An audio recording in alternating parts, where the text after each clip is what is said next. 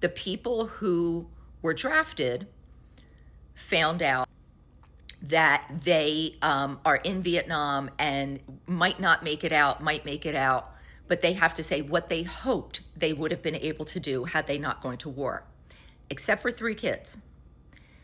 3 kids got a letter that said, you have been injured badly and you will not be returning home. When I call, soldiers come up and bring your envelopes up, you stay. So everybody except 3 kids brings their second envelope with their writing up, and they each take a new envelope. I tell all of those kids to open their envelope, and it says the 3 students that will be called up as injured soldiers are about to find out that they will not make it home, and they have to tell their families whatever they wanted their families to know. And when those 3 kids came up, you could just see everybody in the class looking, because they didn't notice it, when everybody was dropping off their envelopes. And I said, injured soldiers, and the 3 stood up.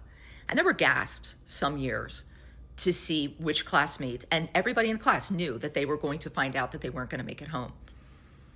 And then the injured soldiers sit down, they open their envelope, and they wrote their letters. And it was so powerful and so connecting to these kids to feel like even a little bit, what it might be like to see somebody somebody sitting next to you in math class your whole life, and then getting drafted and going to war.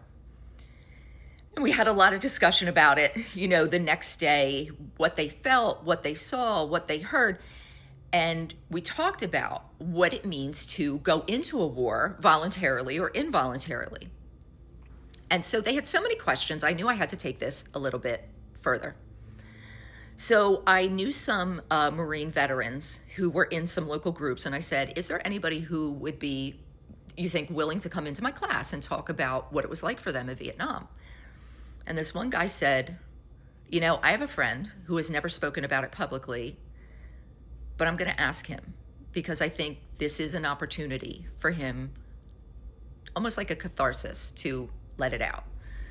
I wasn't too optimistic about this happening, but I was like, great, thank you. If not, we'll find something else. A couple days later, I get a call, very gruff voice on the other end, and he said, I'm going to come in and talk to your classes.